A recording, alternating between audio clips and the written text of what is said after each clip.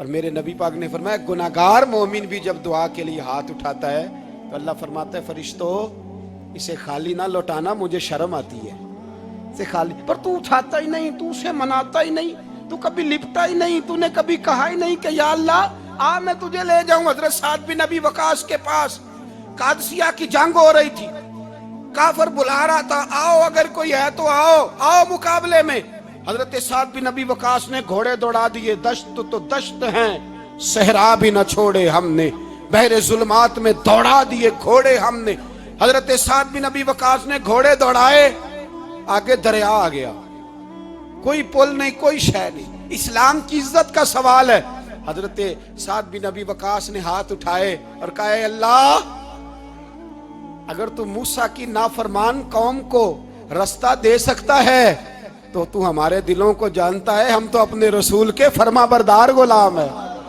آنا مہربانی کر کی اگر تو نے دل مسلم کی دل جوئی نہیں تو ہمیں تانا دیں گے بت کے مسلم کا خدا کوئی نہیں۔ کہا اے اللہ مہربانی فرما اگر تو حضرت وَإِذْ فَرَقْنَا بِكُمُ الْبَحْرَ فَأَنْجَيْنَاكُمْ وَأَغْرَقْنَا آلَ فِرْعَوْنَ، اگر تو حضرت موسیٰ کی قوم کے لیے دریا پھاڑ سکتا ہے تو ہم تو نبی پاک کے غلام ہیں۔ صحابہ کہتے ہیں جناب سعد نے دعا مانگی تو دریا نے رستہ عطا فرما دیا۔ یار تو دعا بھی نہیں مانگتا؟ حضور نے فرمایا دعا صلاح المومن، دعا مومن کا ہتھیار ہے، تو نے یہ بھی چھوڑ دیا ہے۔ اب تو باتیں کر کے تبصرے کر کے ٹی وی دیکھ کے اپنی رائے قائم کر کے کومنٹس کر کے سو جاتا ہے، یہ بھی سوتا خشک ہو گیا، تو دعا تک نہیں مانگتا۔ فرماتے ہیں دعا مانگی تو دریا نے رستہ دیا، اور جب اس کنارے نکلے تو حضرت سعد کہنے لگے کسی کی کوئی شے تو نہیں رہ گئی دریا میں، کوئی چیز تو نہیں رہ گئی۔ ایک صحابی کہنے لگے پیالہ رہ گیا ہے، تو حضرت سعد فرمانے لگے او دریا ہمارا پیالہ واپس نہیں کر دیتا؟ تو کہتے ہیں کہ لہر آئی تو پیالہ بھی باہر پھینک گئی۔ او بھائی ہم اسی رسول کا کلمہ پڑھتے ہیں جن کا حضرت سعد بن ابی وقاص نے کلمہ پڑھا تھا، اور کسی جگہ میرے نبی پاک نے نہیں فرمایا اللہ صحابی کی سنے گا بعد میں آنے والوں کی نہیں سنے گا، کسی جگہ نہیں کہا۔ پر تو کشکولے دعا بھی نہیں اٹھاتا، مصیبت میں بھی اب یاد خدا ہم کو نہیں آتی، دعا منہ سے نہ نکلی جیبوں سے عرضیاں نکلی، تو یہ کام بھی نہیں کرتا۔ میرا دل کرتا تھا چلو اور کچھ نہ ہو مسجدوں میں اجتماعی دعا ہی ہو جائے، پر اس طرف بھی توجہ نہیں، وہاں بھی کہتے ہیں مولوی صاحب جلدی کرو گھر جانا ہے، اتنی لمبی دعا، اور کومنٹس کر رہے ہیں لوگ کہتے ہیں آپ اپنے گھر کی سوچیں۔ میرے بھائی دعا، صلاح الدین ایوبی فلسطین کی جنگ لڑ رہے تھے، خبر آئی کہ عیسائیوں کا ایک بحری بیڑا بحری جہاز اسلحہ لے کے آ رہا ہے، نیزے ہیں تلواریں ہیں تیر ہیں۔ صلاح الدین ایک بزرگ تھے، ان سے ملے تو کہنے لگے بابا جی آپ بھی دعا کرو۔ میں بھی دعا کرتا ہوں، مسلمانوں کے پاس پہلے اسلحہ نہیں، عیسائیوں نے اور منگا لیا ہے، کہیں ایسا نہ ہو مسلمانوں کے خلاف اتنا اسلحہ استعمال ہو۔ یہ بات کہی، بابا جی کو دعا کا کہا، خود مسجد اقصیٰ میں ساری رات روتے رہے۔ صلاح الدین ساری رات، ہمارا حکمران جسے ربنا آتنا فی الدنیا پوری نہیں پڑھنی آتی، اور اب تو ایسے پیر آ گئے ہیں میدان میں جو سورہ فاتحہ سیدھی نہیں سنا سکتے الا ماشاءاللہ۔ ساری رات صلاح الدین ایوبی روتے رہے۔ وہ بزرگ کہتے ہیں میں بھی کونے میں تھا، پر جس درد سے اس نے دعا مانگی میں نہیں مانگ سکا۔ سویرے خبر آئی کہ دشمن کا وہ بحری بیڑا جو اسلحہ لے کے آ رہا تھا دریا میں غرق ہو گیا ہے۔ صبح خبر آئی تو وہ شخص ایک آگے بابا جی سے کہنے لگا بابا جی وہ بحری بیڑا دریا میں غرق ہو گیا، تو بابا جی رو پڑے، کہنے لگے دریا میں غرق نہیں ہوا، صلاح الدین ایوبی کی آنسوؤں میں غرق ہو گیا ہے، اس کے آنسوؤں میں غرق ہو گیا ہے، اس نے رب سے دعا ہی ایسی مانگی اس کے آنسوؤں میں۔ تو دعا بھی نہیں مانگتا میرے بھائی مسلمانوں کے لیے، تو دعا بھی نہیں مانگتا۔ امام حسین میدان کربلا میں تھے، ایک راوی کہتا ہے 3 دن پانی بند رہا ہے، روٹی بند رہی ہے، پر قرآن پاک کی تلاوت 1 منٹ کے لیے بھی بند نہیں ہوئی، دعا اور التجا 1 منٹ کے لیے بھی بند۔ حسین کے خیمے سے یہ آواز بار بار آتی رہی، یا اللہ استقامت بھی دے اور صبر بھی عطا فرما۔ دعا کا رستہ بند، تلاوت بند نہیں ہوئی، اللہ کی بارگاہ میں سجدے بند نہیں ہوئے، تو چھوڑ گیا ہے، تو دعا تک نہیں مانگتا۔ دعا تو انقلاب برپا کر دیتی ہے، دعا تو حالات بدل دیتی ہے، دعا تو تبدیلی لے آتی ہے. کوئی بیٹھا ہوا مجھے دور دعا دیتا ہے, بس دعا دیتا, فقط دعا دیتا ہے. کوئی بیٹھا ہوا مجھے دور دعا دیتا ہے, میں ڈوبتا ہوں پر سمندر اچھال دیتا ہے. وہ بھائی تو دعا بھی چھوڑ گیا. پہلی بات آپ کی خدمت میں یہ ہے کہ جاگیں, مسلمان بنیں. دوسرا کچھ نہیں کر سکتے تو دعا تو کر سکتے ہیں نا. دعا کا رستہ اپنائیں. اور پھر میرے نبی پاک علیہ السلام نے 2 باتیں فرمائی, کان کھول کے سن لینا. 2 باتیں حضور نے فرمایا ایک وقت آئے گا کہ میری امت کے خلاف کافر ایک دوسرے کو آوازیں دیں گے, آؤ مسلمانوں کو ماریں, آؤ مسلمانوں. تو صحابہ نے کہا یا رسول اللہ کیوں, ہم تھوڑے ہو جائیں گے؟ فرمایا نہیں, تم بہت زیادہ ہوں گے. 56 اسلامی ملک ہیں دنیا میں. کتنے بول کے بتانا ہے؟ اتنا سا برما ہے. کسی غیر مسلم کا کتا مر جائے تو یہ چیخ پڑتے ہیں, اور یہاں کہتی ہے اقوام متحدہ کہ جی وہ ہمیں داخل نہیں ہونے دے رہے. تو بند کرو پھر سلامتی کونسل, تحلیل کر دو, اقوام متحدہ ختم کرو. اگر تمہاری کو سنتا نہیں تو بنائی کیا ہے؟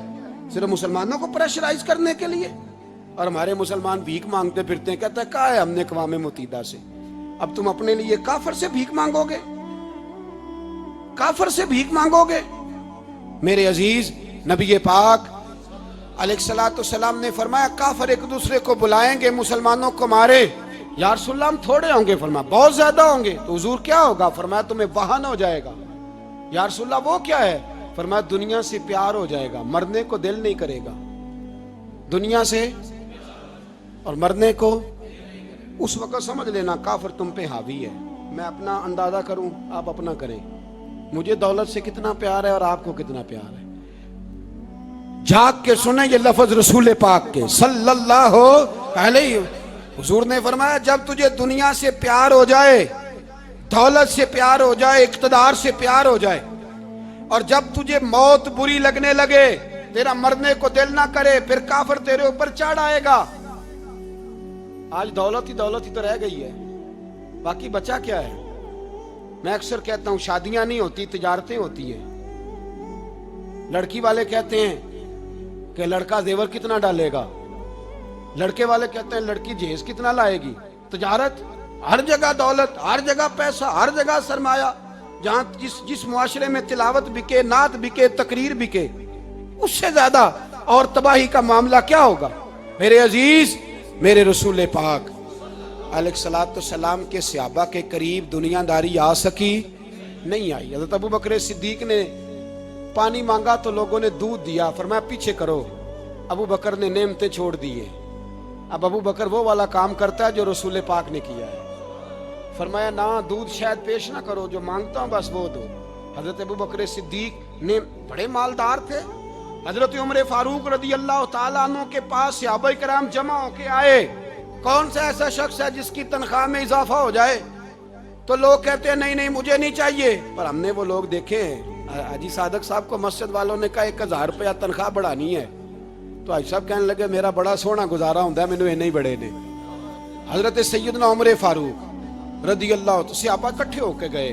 کہنے لگے عمر حضور کے زمانے میں بظاہر غربت رہی, جناب صدیق اکبر کے زمانے میں غربت, اب تو بڑی ریل پیل ہے, بحرین سے لاکھوں کا مال آتا ہے, آپ کو بڑے بڑے سفیر ملنے آتے ہیں, پر آپ وہی پرانا کرتا اور وہی تامت جو کئی جگہ سے سی آپ نے کئی جگہ سے پھٹی. اور حضرت عمر ایک دن عید کی نماز پڑھانے گئے تھے تو ننگے پیر ہی چلے گئے. لوگوں نے کہا جوتا, فرمایا ٹوٹ گیا تھا یار, پہننے کے قابل نہیں تھا. فرمایا ننگے پیر آ گئے ہو, لوگ کیا کہیں گے؟ فرمایا چھوڑو, عمر کے پاؤں ننگے ہیں لیکن عمر کے کردار میں تو کوئی شک نہیں نا, پیر ہی ننگے ہیں نا, کیا ہوا؟ چھوڑو اس بات کو. کوئی پیار نہیں دنیا داری سے, دولت سے, کوئی چکر ہی نہیں. حضرت سیدنا عمر فاروق رضی اللہ تعالیٰ عنہ کو صحابہ نے اکٹھے ہو کے کہا, یہ ہے امت کے بیدار ہونے کے طریقے جو عرض کر رہا ہوں. کہا جناب آپ اب بڑا مال غنیمت ہے, اور جس طرح ہر صحابی کا حصہ ہے آپ کا بھی حصہ ہے, تو ایک نیا کرتا ہی ڈال لیں آپ خرید کے. اب جب مشورہ ہو گیا صحابہ میں تو کہنے لگے عمر سے بات کون کرے گا؟ نیا کرتا پہننے کی عمر سے بات کس کو برا لگتا ہے جی؟ نیا کرتا کون بات کرے گا؟ حضرت سیدنا علی المرتضیٰ کا انتخاب ہوا.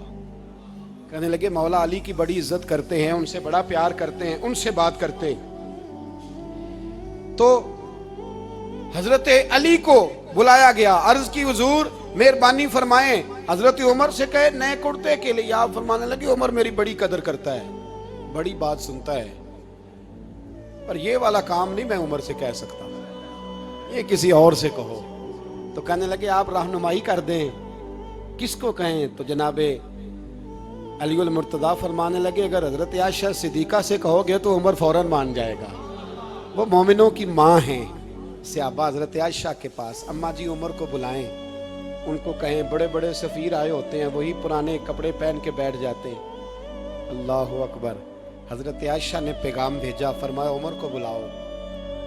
عمر فاروق دوڑے ہوئے آئے, پردے کے پیچھے حضرت عائشہ کے پاس گھٹنوں کے بل, اماں جی دیر تو نہیں کر آیا میں آنے میں؟ حکم ہو, حضور کے گھر سے پیغام آیا. بڑے بڑے سفیروں کو چھوڑ کے بھاگے. حضرت عائشہ صدیقہ کہنے لگی عمر دیکھو جائز پیسے ہوں تو اسلام اچھے لباس سے منع نہیں کرتا, اب بڑا بڑا مال آیا ہے, اب تیرا بھی حصہ ہے, تو صحابہ کرام کی خواہش ہے کہ نیا کرتا پہن لو. بڑے بڑے سفیر آتے ہیں, حرج بھی کوئی نہیں, جائز بھی ہے, کو منع نہیں. حضرت عمر نے گردن جھکا, جی اماں جی, جی اماں جی, جی اماں جی. حضرت عائشہ کہتی ہیں بات ختم ہوئی, عمر نے گردن اٹھائی تو عمر کی داڑھی آنسوؤں سے بھری ہوئی. کہتی ہے مجھے کہنے لگے اماں جی میں تو صرف مسجد میں دیکھا کرتا تھا, آپ تو مصطفیٰ کو دن رات دیکھتی تھیں, جس طرح کے کرتے آمنہ کے لال نے پہنے ہیں مجھے بھی پہنا دو, میں تیار ہوں, میں پہن لوں گا, میں تیار ہوں, پر جس طرح کے میرے نبی نے پہنے. حضرت عائشہ کہتی ہے میں پھوٹ کے روئی, میرا پلو آنسوؤں سے بھر گیا. فرماتی ہیں میں عمر کی بات سنتی گئی تو میرا پلو آنسوؤں سے, میں نے کہا عمر تو جا, تو ٹھیک ہے. فرماتی ہے عمر فاروق سلام کر کے اٹھے, امیر المومنین چلے گئے. اس کونے میں صحابہ چھپے ہوئے تھے, وہ آئے, کہا اماں جی کیا بات ہوئی؟ تو میں پھر رو پڑی. میں نے کہا کیا بتاؤں, تمہیں پرانے کرتے نظر آتے ہیں, اسے محمد عربی کے جلوے نظر آتے ہیں, اسے رسول اللہ کا رنگ نظر آتا ہے, اسے وہ غلامی نظر آتی ہے. عمر کو دنیا سے پیار, اور دنیا سے پیار نہیں تھا, دعا پتہ کیا تھی؟ یوں جھولی اٹھا کے اللہ مرزقنا شہادتن فی سبیلک وجعل موت فی بلد حبیبک. اللہ عمر کو بسترے والی موت نہ دینا, موت شہادت کی دینا, پر میں میدان میں جا کے نہیں مرنا چاہتا, مجھے رسول اللہ کے شہر میں موت چاہیے, باہر جا کے نہیں, یہی میدان لگے مدینے میں, یہی موت آئے, اسباب بنا, میں مدینہ بھی نہیں چھوڑنا چاہتا. او بھائی ان لوگوں کو نہیں پیار تھا. جناب صدیق اکبر کا وصال ہوا تو زہر کے اثر سے, وہ جو آپ کو زہر لگا تھا, بعض مفسرین نے لکھا ہے کبھی کبھی وہ جو سانپ نے ڈسا تھا تو کبھی کبھی اس کا اثر آتا تھا, بس اللہ نے شہادت دینی تھی کبھی کبھی, ورنہ تو بڑی شفائیں تھیں. حضرت عمر شہید, حضرت عثمان, جناب علی, امام حسن, امام حسین, علی اکبر, علی اصغر, حضرت عباس, حضرت سعد بن معاذ, حضرت امیر حمزہ, مصعب بن عمیر. میرے محبوب نے تو لسٹ بنائی شہیدوں کی, لسٹ بنائی شہیدوں کی. شہادت سے پیار کیا رسول اللہ صلی اللہ علیہ وسلم کے غلاموں نے, پیار کیا شہادت سے, اسی لیے تو کافر اٹھ نہیں سکا کہ شہادت سے. حضرت سعد بن معاذ رضی اللہ تعالیٰ عنہ کو زخم لگ گیا, جنگ سے زندہ آ گئے لیکن زخم ہے, رو کے کہنے لگے محبوبہ سارے شہید ہو گئے, میں ایسے ہی رہ گیا. حضور نے فرمایا نہیں, رب تجھے بھی شہادت کی موت ہی عطا فرمائے گا. اسی زخم میں پردہ ہو گیا. میرے بھائی حضرت عمر بن جموح رضی اللہ تعالیٰ عنہ 4 بیٹے لے کے احد کے میدان میں آئے, کہا محبوبہ میرے 4 ہی تھے, میں سارے لے آیا ہوں, سارے ہی قبول ہیں؟ فرمایا ٹھیک ہے. پھر خود بھی زرہ پہن لی, ایک ٹانگ سے لنگڑے تھے, ٹانگ چھوٹی تھی. حضور نے فرمایا تو نے کیوں لباس پہن لیا ہے؟ کہا حضور میں نے بھی تو جہاد پہ جانا ہے نا. حضور نے فرمایا تیرے 4 بیٹے تو جا رہے ہیں. تو کہا یا رسول اللہ کیا لنگڑے جنت میں نہیں جا سکتے؟ حضور لنگڑے اللہ کو قبول نہیں, میں نہیں جا سکتا. تو میرے نبی پاک صلی اللہ علیہ وسلم نے فرمایا نہیں، جنت تو تیرا انتظار کر رہی ہے۔ کہا حضور پھر میں بھی جاؤں گا، بچے جائیں گے تو میں بھی جاؤں گا۔ ایک بی بی احد کے دن 3 سال کا بچہ لے کے گھر سے نکلی، بیبیوں کو کہتی ہے میرا خامد بھی بدر میں شہید ہوا، بھائی بھی اور باپ بھی، آج حضور نے پھر بلایا ہے، دل کرتا تھا کوئی جوان بیٹا ہوتا تو میں پیش کرتی، پر اب میرے پاس یہ 3 سال کا ہی ہے۔ بچہ لیا، مدینے میں مسجد نبوی میں حضرت بلال سے کہنے لگی 2 منٹ حضور کا دیدار چاہیے۔ نبی پاک آئے، کیسے آئی ہو؟ کہنے لگی محبوبہ میں شہید کی بیٹی، شہید کی بہن، شہید کی بیوہ ہوں، میرے پاس اب جوان تو کوئی نہیں، یہ 3 سال کا ہی ہے۔ حضور نے مسکرا کے فرمایا یہ کرے گا کیا؟ کرے گا؟ کہنے لگی حضور سنا ہے اسلحہ تھوڑا ہے، ڈھال کی ضرورت ہے، لوہے کی ڈھال ہوتی تھی، جب تلوار آتی تھی تو آگے کی جاتی تھی۔ کہا محبوبہ میرا شہید کی اماں بننے کو بڑا دل کرتا ہے، یہ میرا 3 سال کا لے جاؤ، جب تیر آپ کی طرف آیا تو میرا بیٹا آگے کر دینا، یہ ڈھال کا کام تو دے گا نا۔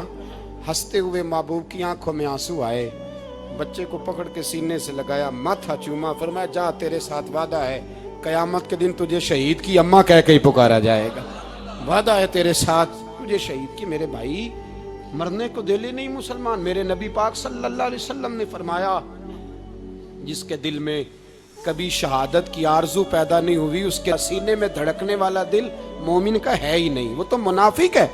جو کبھی دین کے رستے میں شہید ہونے کو، میرے بھائیوں دین کو بڑی ضرورت ہے، بڑی ضرورت ہے، بڑی۔ اے خاصائے خاصان رسول وقت دعا ہے، امت پہ تیری آ کے عجب وقت پڑا ہے۔ وہ دین جو بڑی شان سے نکلا تھا وطن سے، پردیس میں وہ آج غریب الغربا ہے۔ فریاد ہے اے کشتی امت کے نگہباں، بیڑا یہ تباہی کے قریب آن لگا ہے۔ اور ایک شاعر قلم توڑ گیا، کہنے لگا تجھ سے فریاد ہے اے گنبد خضرا والے، تجھ سے فریاد ہے اے گنبد خضرا والے، کعبے والوں کو ستاتے ہیں کلیسا والے، تجھ سے فریاد اے گنبد خضرا۔ اپنے اندر دین کا درد پیدا کرو، ذوق پیدا کرو، مسلمان بن کے جینا سیکھو۔ جب کوئی برادری پوچھے تو کہو میں محمدی ہوتا ہوں، میں مصطفی ہوتا ہوں، میں رسول اللہ کا غلام ہوتا ہوں، میں پہلے مسلمان ہوں، باقی کچھ بعد میں ہوں۔ خدا را اپنے گھر میں پردہ کراؤ، خدا را رزق حلال کھاؤ، اگر پردے نہ ہوں رزق حلال نہ ہو تو جذبہ جہاد پیدا نہیں ہوتا۔ خدا را اپنے اندر انقلاب برپا کرو، دین کے لیے جینا سیکھو۔ دین بڑا تڑپتا ہے، دین بڑا روتا ہے۔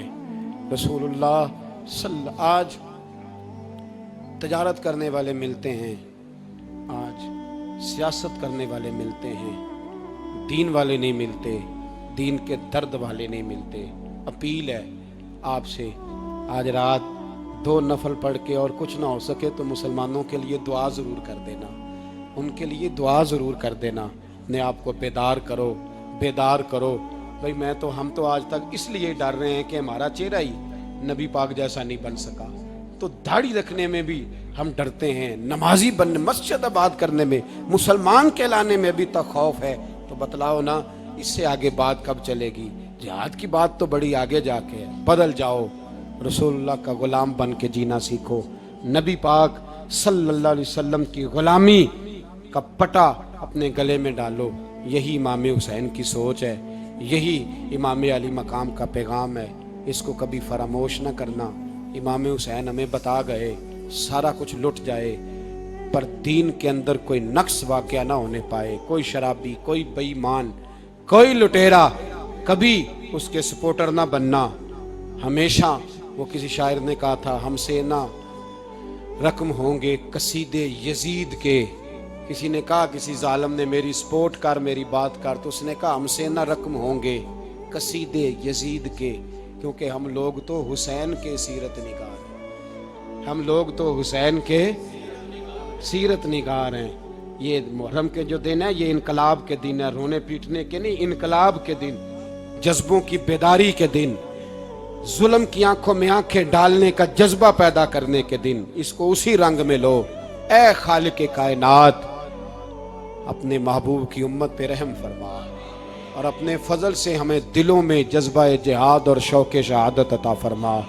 آخر دعوانا ان الحمد. 2 منٹ کے